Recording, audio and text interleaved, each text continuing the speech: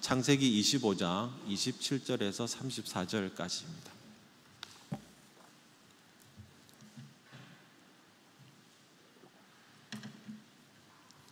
창세기 25장 27절에서 34절까지 한 절씩 교독하시겠습니다. 그 아이들이 장성함에 에서는 익숙한 사냥꾼이었으므로 들 사람이 되고 야곱은 조용한 사람이었으므로 장막에 거주하니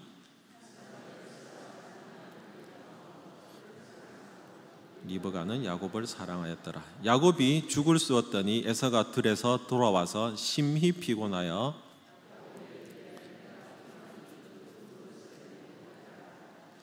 그러므로 에서의 별명은 에돔이더라.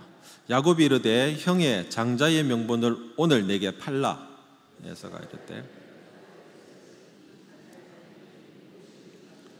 야곱이 이르되 오늘 내게 맹세하라. 에서가 맹세하고 장자의 명분을 야곱에게 판지라.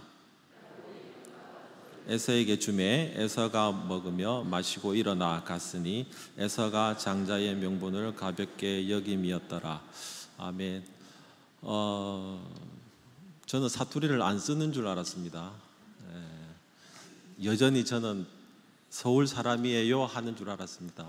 근데 주변의 분들을 만나보니까 뭐 방언이 터졌다, 뭐 전혀 다른 사람이 되었다 얘기를 합니다. 이제 목사님 설교도 이제 우리 홈페이지 올리고 이제 수요일도 올리는데 목사님 거는 설교를 이렇게 업로드 시킨 다음에 제가 쭉 듣거든요.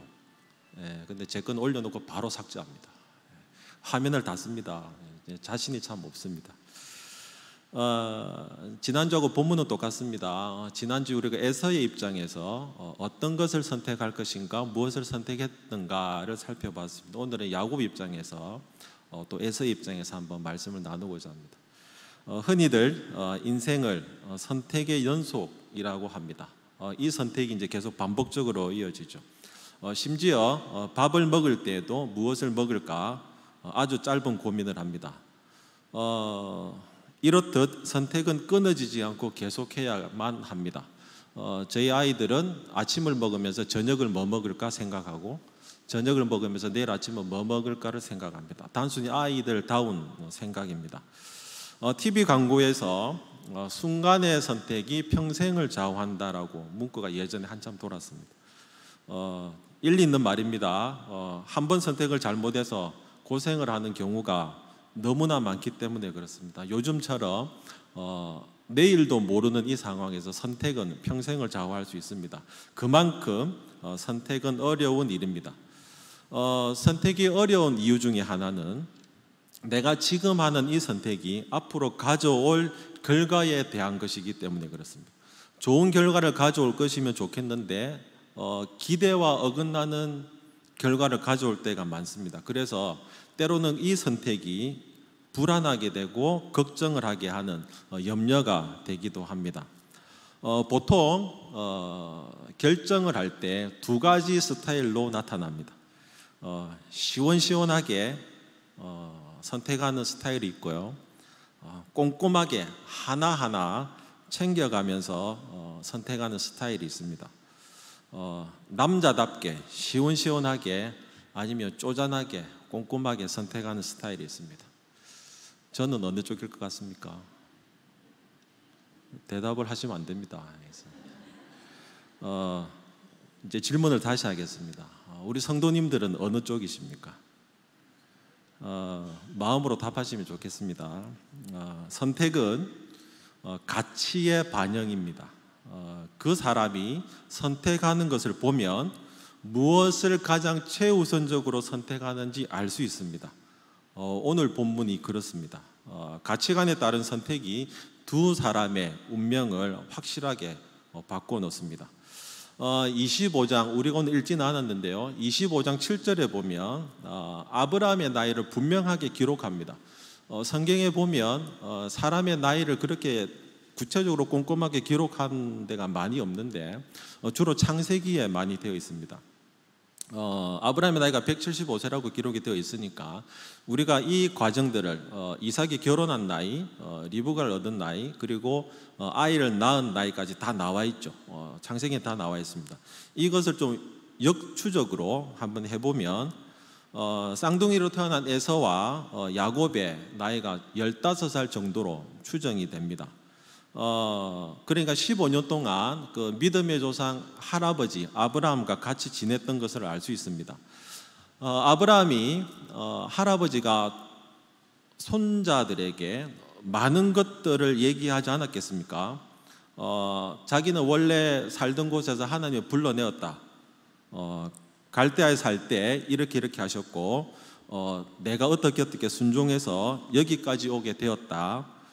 그리고 어떤 사명을 가지게 되었는지, 어떻게 그 쌍둥이의 아버지 이삭을 얻게 되었는지, 때로는 할아버지가 믿음이 없어서 이스마엘을 얻게 되었다. 이 얘기까지 하지 않았겠습니까? 심지어 늙은 종 엘리에셀을 통해서 너의 엄마를 어떻게 찾았다라는 것까지 얘기하지 않았겠습니까?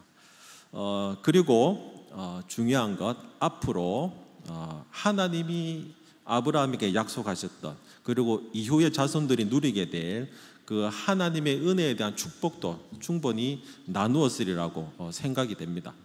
하나님은 그들에게 복을 주실 것이고, 그들은 모든 민족에게 하나님의 복의 통로가 될 것이라는 그 얘기도 충분히 했을 것입니다. 구체적인 미래도 충분히 나누었을 것이라고 생각이 됩니다. 이러한 이야기가 본문에는 나와 있지 않습니다. 충분히 우리가 일반적으로 상식적으로 추측이 가능한 부분입니다. 이러한 내용들을 뛰어넘어서 오늘 본문에는 바로 장자권을 주고받는, 사고 파는 이야기가 바로 나옵니다. 성경, 하나님의 말씀은 우리 인간의 상상을 초월합니다. 그래서 촘촘하게 연결되어 있고 반드시 그 기록이 된 이유와 목적을 상세하게 알려주고 있습니다. 에서는 팥죽 한 그릇에 자기의 장자권을 동생 야곱에게 파는 것을 합니다. 에서와 야곱에게 마음속에서 어떠한 일이 일어났는지를 살펴보는 것이 중요합니다. 에서는 왜 팔았고 야곱은 왜 그것을 사야만 했는가가 오늘 살펴야 될 문제입니다.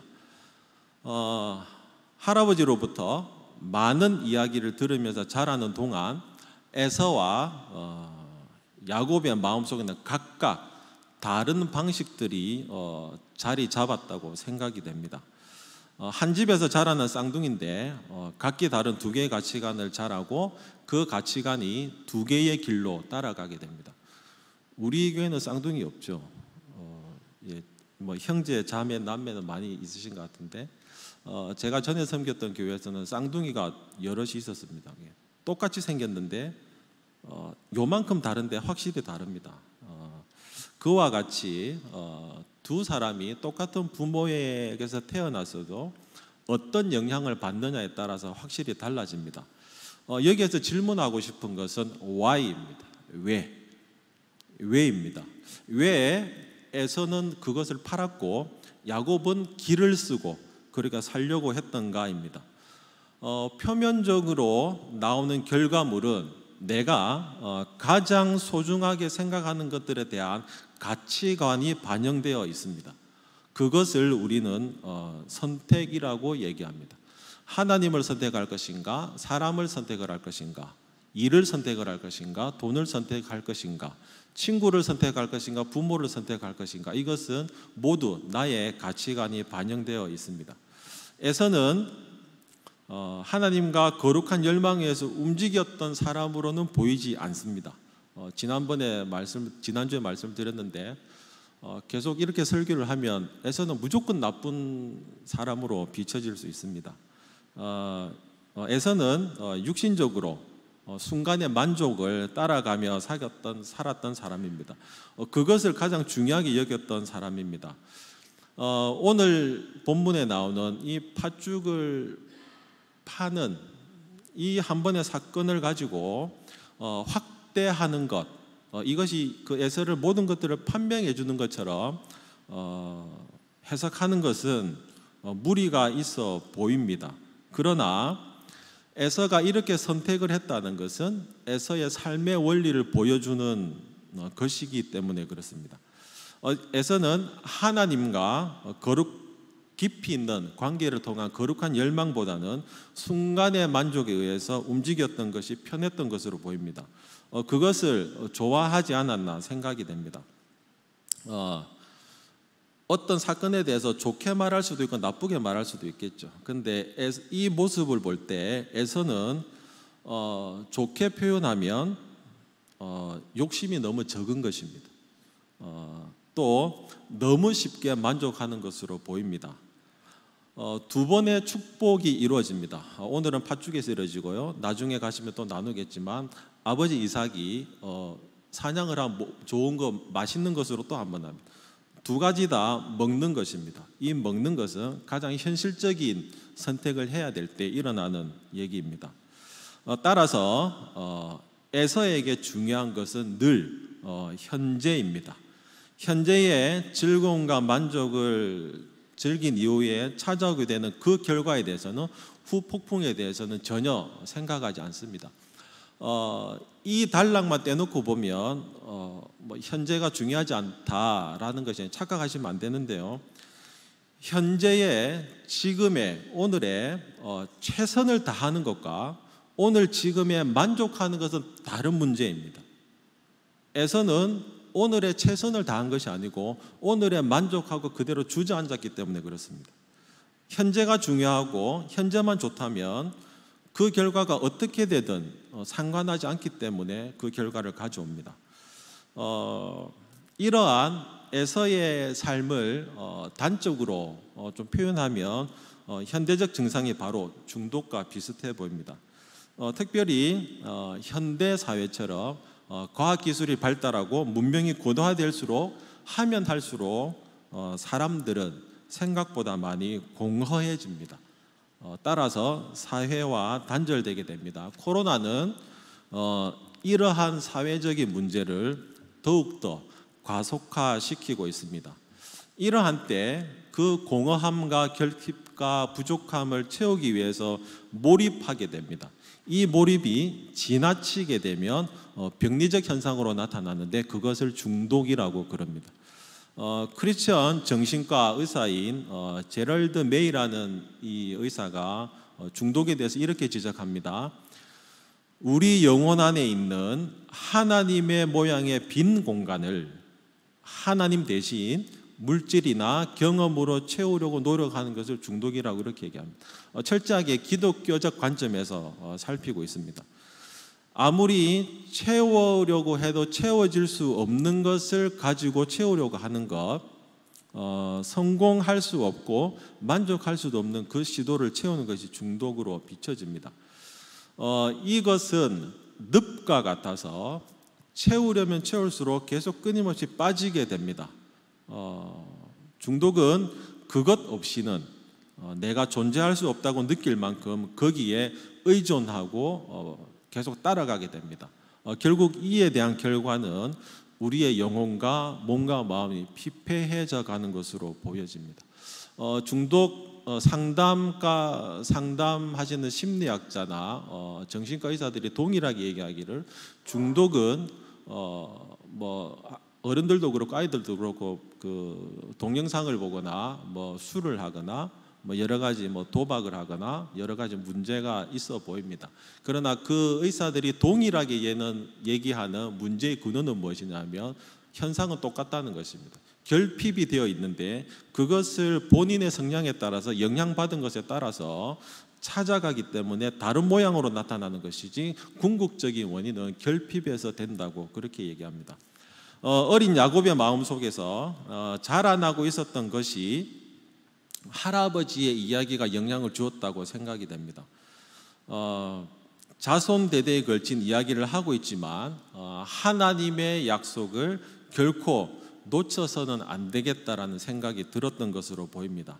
그런데 에서는 앞만 봅니다. 오늘만 봅니다. 그래서 충동적이었고 내가 지금 괜찮으면 됐지, 내일은 아무 상관없다, 당장의 필요 앞에서 미래를 신중하지 않게 포기하게 만들었습니다. 반면에 야곱은 멀리 있는 유업을 중요하게 보았습니다. 지난주에 설교할 때 기억 안 나시죠?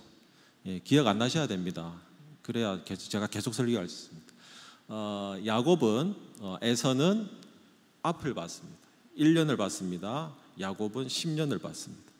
앞을 1년을 보는 사람과 10년을 보는 사람의 걸음걸이와 준비하는 것은 확연한 차이를 가져오게 됩니다.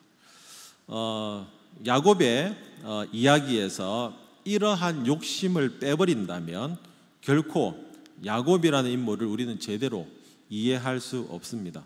이것이 야곱의 삶을 이해할 수 있는 핵심이고 열쇠입니다. 그래서 야곱은 할아버지 이야기를 들으면서 장자가 되어야 되겠다고 결심했을지 모르겠습니다. 야곱은 형의 발 뒤꿈치를 잡고 나온 둘째입니다. 에서 자신은 할아버지가 이스마엘과 아버지 이삭의 얘기를 할 때 당연히 그럴 수 있다라고 생각했겠죠. 본인은 장자권이 있으니까. 그러나 야곱은 그 이야기가 특별하게 들렸을 줄 모릅니다. 왜냐하면 아버지 이삭은 아브라함의 둘째 아들이기 때문에 그렇습니다. 그런데 그 이삭이 유업으로 받았습니다. 장자가 된 것입니다. 야곱의 입장에서는 이것을 희망으로 발견했습니다. 그래서 그도 장자가 되어야 되겠다고 생각했던 것 같습니다. 야곱의 이러한 것들을 형성하는 가운데 하나는 미래에 대한 축복을 받으려고 하는 갈망함 때문이 있습니다. 미래에 대한 축복을 받으려면 지금 당장 우리가 해야 될 것은 지금 현재 자리에서 잘 준비하고 인내하고 기다리는 것입니다. 조금 더 쉬운 얘기로 하면 버티는 것입니다. 싸움을 잘하는 사람이 강한 사람이 아니고 끝까지 살아남아서 버티고 있는 사람이 강한 사람입니다. 참고 기다려야만 되는 그 태도를 가져야 됐고 야곱은 그것을 형성했던 것으로 보입니다. 그래서 그는 그날을 기다렸습니다. 야곱은 아버지 이삭처럼 수동적으로 기다리는 인물은 아니었던 것으로 보입니다. 그 기회를 얻기 위해서 늘 생각하고 때를 기다렸습니다. 이렇게 아들 두 명은 각각 다른 방식으로 성장했고 다른 길로 찾아갔습니다. 형에서는 노련한 사냥꾼이 되었고 많은 시간을 사냥을 하면서 보냈습니다. 반면에 야곱은 조용한 사람이었다고 오늘 본문에 나옵니다. 이 조용한이라는 그 단어의 정확한 의미는 본문에서 긍정적으로 사용될 때가 많습니다. 따라서 어렵다, 흠이 없다라는 도덕적으로 매우 훌륭하고 온전한 것을 가리키는 말입니다. 이 단어는 하나님이 욥을 칭찬할 때 썼던 단어입니다. 그러나 이러한 의미에서 오늘의 야곱을 살펴보면 야곱이 어렵다고 흠이 없다고 말하는 것은 분명히 아닙니다. 이 단어가 여기에서 거칠고 들에서 사냥을 하면서 삶을 즐기는 형 에서와 달리 다른 성향을 가졌다라는 것을 상대적으로 표현해 주기 위해서 보이는 것으로 보입니다. 형은 거친 사람이었으나 야곱은 조용하고 온화하고 가정적이었다라고 의미를 부여하기 위해서 쓰여진 것으로 보입니다. 그래서 우리가 읽고 있는 개역 성경에는 조용한 사람이라고 표현을 했고 NIV 영어 성경에는 quiet man이라고 조용한 사람 이렇게 표기를 하고 있습니다. 그렇게 기다리던 야곱에게 때가 왔습니다. 형 에서는 여느 때와 마치 사냥을 나갔고 야곱은 이제 저녁 때가 되어서 집에서 죽을 맛있게 끓이고 있었습니다. 에서는 심히 피곤해서 집으로 돌아왔고 야곱은 그 팥죽의 냄새를 온 집안에 풍기면서 만들고 있습니다. 처음에 말씀드렸던 것처럼 에서는 시원시원하게 얘기합니다. 그의 성격답게 내가 피곤하니 그 붉은 것을 나로 먹게 하라. 줘봐라, 먹어보자 이게 아니고 당당하게 명령하듯이 얘기합니다. 그 붉은 것을 나에게 가져와서 먹게 하라. 그냥 갖다 바치라는 얘기죠. 죽을 달라고 하는 것이 아니라 명령을 합니다. 에서의 다듬어지지 않은 거칠고 와일드한 성격이 비춰집니다. 시원시원하지 않습니까? 우리는 이것을 상남자라고 얘기하는데 이 말에서 우리는 에서의 성격을 볼 수 있습니다. 카리스마가 넘치고 시원시원하고 사람들을 많이 이끌었을 것으로 생각합니다. 이 단어에서 에돔이라는 에서의 별명이 생겼음을 오늘 본문은 설명하고 있습니다.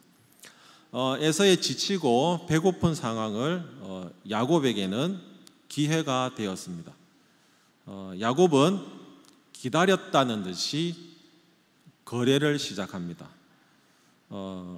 원고에는 흥정이라고 되어 있는데 제가 표현을 쓰기가 좀 그래서 거래를 시작합니다.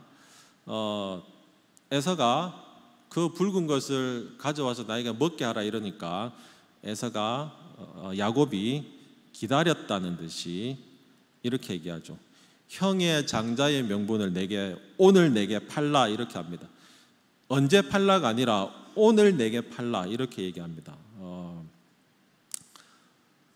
보통 거래라고 하는 것은 서로 탐색을 하고 서로의 좀 송감이다 표현에 간을 보고 될 것인가 말 것인가 시간을 두고 탐색전을 거치기 마련이나 오늘 이 본문에서는 그런 것이 하나도 보여지지 않습니다.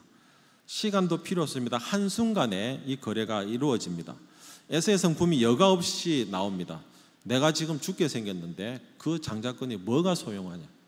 중요하냐? 뭐 영화의 한 대사처럼 무엇이 중요한데 그냥 나는 내가 배고픈 것을 채우는 것이 중요하다 이렇게 얘기합니다. 이 정도 하면 야곱이 넘어가 줄 만한데 야곱이 절대 쉽지 않다라는 것을 얘기합니다. 한 번 더 거래의 끝을 보여줍니다. 오늘 내게 맹세하라.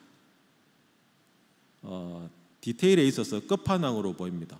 에서는 배가 고프니 더 이상 그것을 끌고 싶지 않습니다. 그래서 지금 자기에게 무슨 일이 일어나고 있는지 어떤 거래가 일어나고 있는지 어떤 상황인지 전혀 관심이 없습니다. 왜냐하면 에서에게 지금 중요한 것은 배고픔, 허기를 달래는 것이기 때문입니다. 지금 상황에서 장자권도 그 어떤 것도 필요 없어 보입니다. 오로지 눈앞에 보이는 붉은 것만 들어왔습니다. 이렇게 시원시원하게 거래가 끝납니다. 그러고 나서 야곱은 에서에게 서비스로 하나를 더 줍니다. 떡을 줍니다. 거래가 완전히 끝났다라는 것을 얘기합니다. 모든 거래가 끝났으니 하나를 더 준 것 같습니다. 그런데요, 도대체 장자권이 무엇이기 때문에 얼마만큼 중요한 것인데 이 둘은 한 사람은 경홀히 여겼고 한 사람은 그렇게 기를 쓰고 악착같이 달려들었을까요? 한번 살펴보면 좋겠는데요. 31절에서 34절까지 눈으로 보시면요, 동일하게 나오는 단어가 있습니다. 토시 하나 틀리지 않고 나오는 단어가 장자의 명분이라는 것입니다. 제가 이 본문을 찾아보다가 표준 세번역 성경을 한번 찾아봤는데 표준 세번역 성경에는 맏아들의 권한이라고 이렇게 나와 있습니다. 그만큼 중요하다는 얘기인데요. 장자에게는 제사의 권한이 장자에게만 주어지기 때문에 그렇습니다. 장자들만 하나님 앞에서 제단을 쌓고 제사를 드리는 그 특권이 허락되었습니다. 두 번째로 약속의 땅 가나안을 기업으로 얻게 되는 권한이 있습니다. 이 기업을 계속 이을 수 있는 권한이 장자에게 있습니다. 그런데요, 이 재산의 2배를 물려받을 수 있는 권한과 집안의 대소사를 결정까지 할 수 있는 권한이 있습니다. 그리고 제일 중요한 거, 메시아의 계보가 숨어 있기 때문입니다. 장자권이 계속 계승이 된다면 그 혈통을 통해서 메시아가 나오게 됩니다. 아브라함이 이삭을 낳고 이삭이 야곱을 낳고 마태복음 1장 2절에 이렇게 나오는데 사실은 야곱 대신 에서가 들어가야 정상이지 않겠습니까? 이 특별한 장자권을 잃어버립니다. 오늘 본문이 우리에게 보여주고 있는 것은 단순히 에서와 야곱의 이야기만이 아닙니다. 서로 완전히 다른 가치관을 통해서 선택하게 되는 그 이야기가 나옵니다. 이 두 가지의 가치관, 이 두 가지의 생각들이 우리를 늘 양쪽에서 혼란스럽게 합니다. 그리고 우리는 이 중간에서 계속 흔들리고 고민하게 됩니다. 여기에서 누구도 자유로울 수 없습니다. 세상이라는 삶의 터전에서 오늘을 하루하루 살아갈 수밖에 없는 수많은 그리스도인들이 겪을 수 있는 극히 평범하고 당연한 현실적인 문제이기 때문에 그렇습니다. 에서는 육적인 일에 사로잡혀서 하나님을 향해 목말라 하지 않는 전형적인 사람이었습니다. 계속 말씀드리지만 그에게 중요한 것은 내일도 나중도 아닌 지금 당장입니다. 그 후의 일은 전혀 생각하지 않습니다. 비단 에서만이 이랬을까요? 그렇지 않습니다. 자식을 편애해서 특별히 에서를 사랑했던 아버지 이삭도 나중에 장작 한 번 더 축복할 때 이렇게 성경은 나와 있습니다. 에서가 사냥한 고기를 먹고 싶다라고 얘기를 합니다. 성경이 분명히 밝히고 있습니다. 이 대목은 그때 가서 나누겠지만 여러 가지를 생각하게 합니다. 아버지 이삭이 사냥한 고기 때문에 에서를 사랑했듯이 에서도 바로 먹는 것, 붉은 죽 때문에 인생에서 가장 결정적인 실수를 범하게 됩니다. 성경은 여기에서 더 나아가서 말합니다. 아담도 먹는 일에서 실패했습니다. 노아는 마시는 일로 실패했습니다. 이삭은 미각에서 실패했습니다. 에서도 역시 그와 같이 합니다. 이들의 공통점은 바로 즉각적인 만족을 원했던 것입니다. 그래서 그들은 하나님 아닌 것으로 하나님에 대한 갈망을 채우려고 애쓰며 살아갔습니다. 결국 이러한 결과는 하나님과 멀어져야만 되는 결과를 초래하게 됩니다. 에서는 경솔했습니다. 그가 경솔했다라는 것을 34절 말씀이 기록하고 있습니다. 우리 34절 말씀 한번 같이 읽겠습니다. 34절입니다. 시작.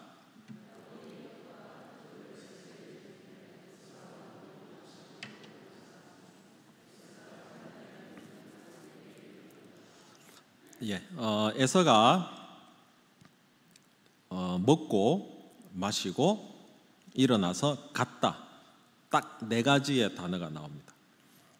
그의 말처럼 그의 행동도 아주 정갈하게 한 번에 이루어집니다. 철저하게 에서는 행동하는 사람이었습니다. 아무런 거리낌도 없고 한치의 망설임도 없이 그의 행동을 보여줍니다. 오늘 본문 말씀은 이 사건을 이렇게 마무리합니다. 에서가 장자의 명분을 경홀히 여김이었더라 이렇게 보여집니다. 에서가 마음속에 어떤 것을 중요하게 생각하는지 어떤 것을 깊이 있게 생각하는지를 보여줍니다. 에서는 아주 중요한 것을 헌신짝 버리듯이 버렸고 야곱은 버리듯 던져진 것을 꽉 붙잡았습니다. 이것이 에서와 야곱의 운명을 갈라놓은 결정적인 사건입니다. 이 에서에 대해서 히브리서 기자는 이렇게 고백합니다. 밑에 자막 나올 텐데요. 히브리서 12장 16절 17절에 이렇게 고백합니다. 표준 세번역 성경입니다.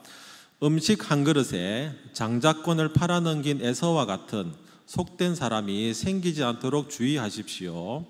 여러분이 아는 대로 에서는 그 뒤에 축복을 상속받기를 원하였으나 거절당하였습니다. 눈물까지 흘리면서 구하였건만 회개할 기회를 얻지 못하였습니다. 이렇게 고백합니다. 에서는 이와 같이 가장 중요한 것들을 버리는 실수를 했습니다.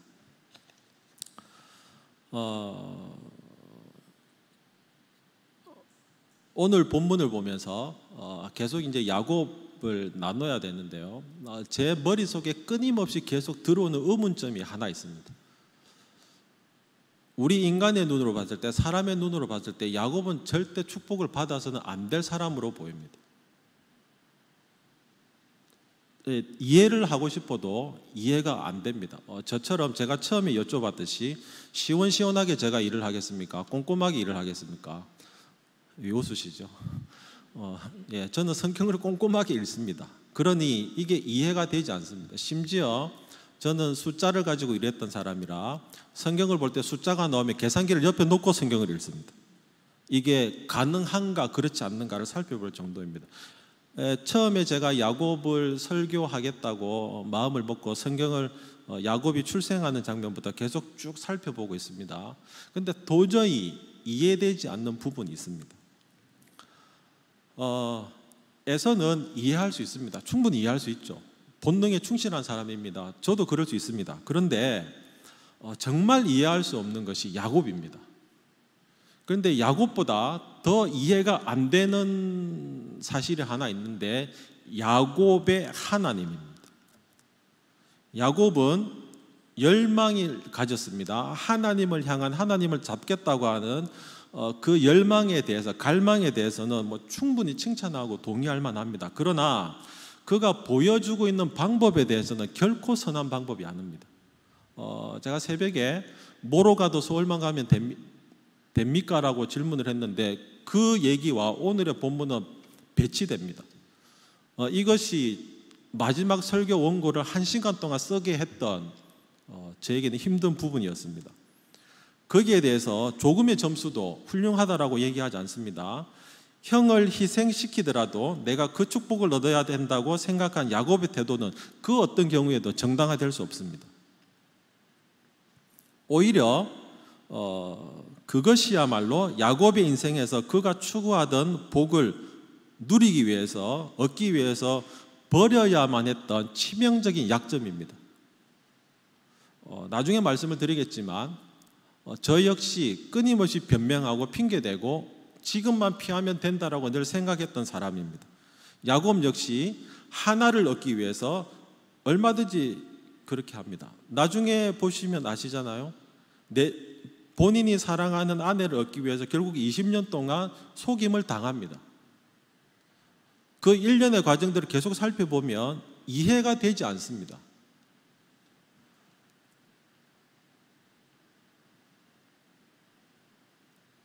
그럼에도 불구하고 하나님께서 끝까지 보시는데요, 야곱이 그 가지고 있는 그 못된 기질을 버리기까지 그 복을 온전히 누리지 못하게 하셨습니다. 오히려 본문은 야곱의 이야기를 통해서 야곱이 이렇듯 계속 못된 기질과 행동이 계속 나타나는 것을 보게 되는데, 이것이 하나님의 은혜가 상급이 아니고 자격 없는 우리에게 주어지는, 값없이 주어지는 호의임을 강조합니다. 이것을 성경에서는 원어로는 헤세드라고 그럽니다. 이 헤세드는 은혜라는 하나의 단어로 표현되지 않습니다. 긍휼, 자비하심, 선하심, 인도하심, 모든 것들이 통칭으로 통해지는 단어입니다. 우리를 끝까지 포기하지 않으신 하나님의 은혜, 이 하나님의 긍휼하심과 자비하심이 바로 저와 우리 성도님들을 죄에서 구원하시고 변화시키는 힘입니다. 야곱은 그의 모든 약점에도 불구하고 놀랍게도 그가 발견한 그 비전을 보면서 살아가게 합니다. 모든 근원은 하나님의 은혜여야만 됩니다. 우리의 통장의 잔액이, 우리 신용카드의 한도가, 우리가 가지고 있는 자동차와 부동산이 우리를 강하게 해주지 않습니다. 그곳에 하나님이 빠져 있다면 그것은 언제나 무너질 수 있는 모래성과 같습니다. 야곱은 이 사실을 알았습니다. 저와 여러분이 동일합니다. 우리의 그 모든 약점과 못된 기질이 여전히 살아 있습니다. 설교 때도 말씀드렸지만 저희의 부족한 부분, 연약한 부분, 제약된 모습들이 단지 우리 성도님들께 들키지 않았고 보여지지 않았기 때문에 그렇지, 저 역시 여전히 야곱과 같은 그러한 모순된 삶을 살아갈 수 있습니다. 그러한 문제들이 있음에도 불구하고 여전히 우리를 포기하지 않으시고 끝까지 다듬으시고 만드시는 그 하나님의 일하심을 볼 수 있으시면 좋겠습니다. 이것이 하나님의 은혜입니다. 야곱의 성회를 통해서 우리가 볼 것도 역시 하나님의 헤세드가 아니면 설명되지 않습니다.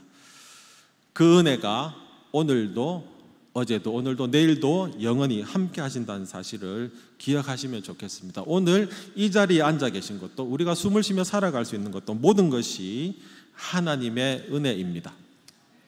우리가 아직도 더 많은 길을 가야 하고 더 많이 하나님의 은혜가 필요합니다.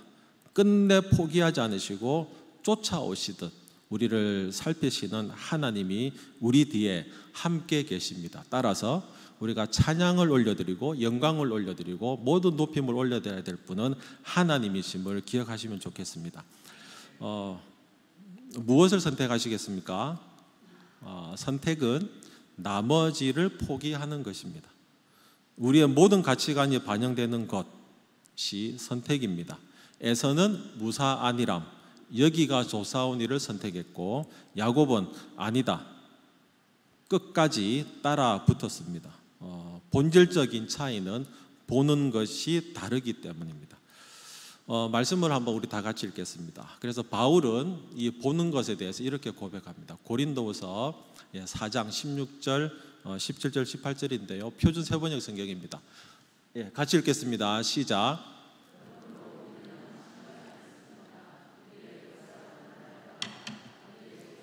나날이 새로워 갑니다. 우리가 지금 겪고 비교할 수 없을 정도로 영원하고 크나큰 영광을 우리에게 이룩해 줍니다. 우리는 보이는 것을 바라는 것이 아니라 보이지 않는 것을 바라봅니다. 보이는 것은 잠깐이지만 보이지 않는 것은 영원하기 때문입니다. 말씀을 맺겠습니다. 우리는 하나님을 주인으로 모시고 살아가는 사람들입니다. 이 표현을 달리 말하면 세상 사람들에게 나는 당신들과 다른 길을 가겠다고 선포하는 것과 똑같은 것입니다.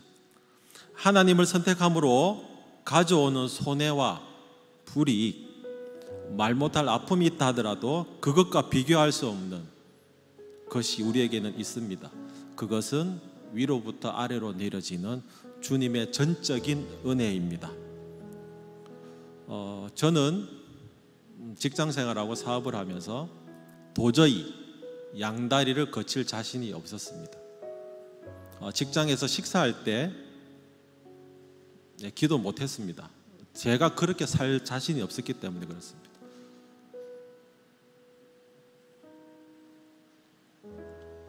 양다리를 거칠기 싫었습니다. 저에게 왜 신학을 했냐? 저는 사실 도망치듯이 나왔습니다. 제가 저처럼 의지가 박약하고 한순간만 가만히 두면 그냥 제 갈 길로 가는 저에게는 하나님이 네가 목사라도 해야지 잘 살지 않을까라는 그것이 제게는 있었습니다. 저에게는 하나님을 바라보지 못하면, 하나님을 잡지 못하면 에서와 같이, 야곱과 같이 불완전한 선택을 할 수밖에 없었습니다. 그래서 도망치듯이 저는 그렇게 나왔습니다. 그리스도인으로 산다는 것은 무엇을 의미합니까? 그 어떤 안락함보다 그리스도를 선택하며 사는 것을 말합니다. 세상에 팥죽 한 그릇을 선택하는 것이 아니라 무엇과도 바꿀 수 없는 존귀하신 그리스도를 선택하는 저와 우리 산성공동체 식구 한 분 한 분 되시기를 축복합니다. 순간적인 것이 아니라 영원한 가치를 위해서 살아야 합니다. 그때 주님께서 우리의 삶을 책임져 주시고 반드시 인도해 주실 줄로 믿습니다. 그 어떤 경우라도 생명의 주관자, 역사의 주관자는 오직 하나님 한 분이심을 믿고 흔들림 없이 주님을 선택하고 따라가는 저와 우리 산성공동체 어린아이부터 노년에 이르는 성도님 한 분 한 분 되시기를 주님의 이름으로 축원합니다.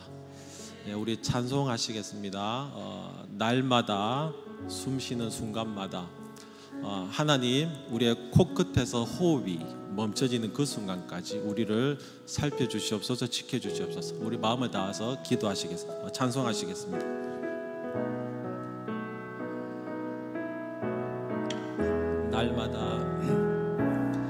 날마다 숨 쉬는 순간마다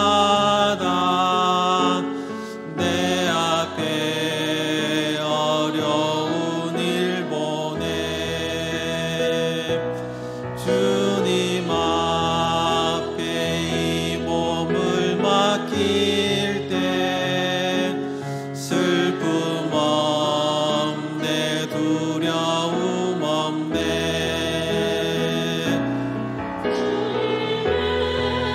그 자비로운 손길 항상 좋은 것 주시도다. 사랑스레 아픔과 기쁨을 수고와 평화와 안식을 날마다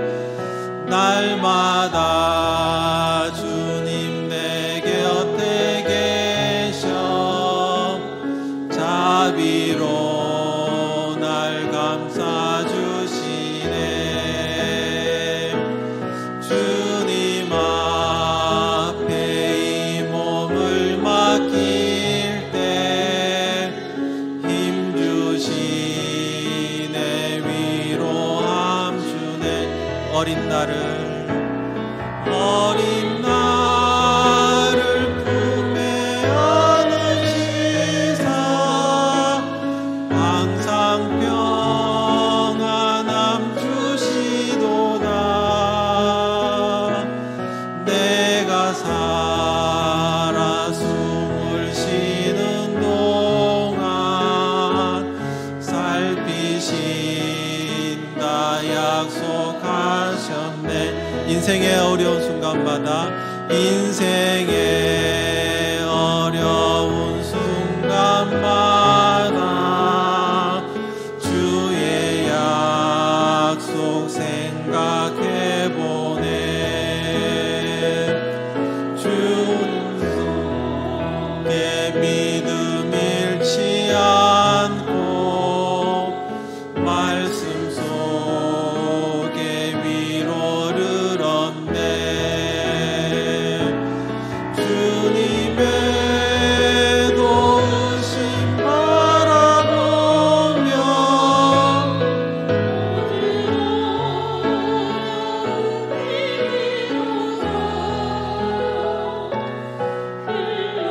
가는 순간순간마다 주님 약속 새겨봅니다.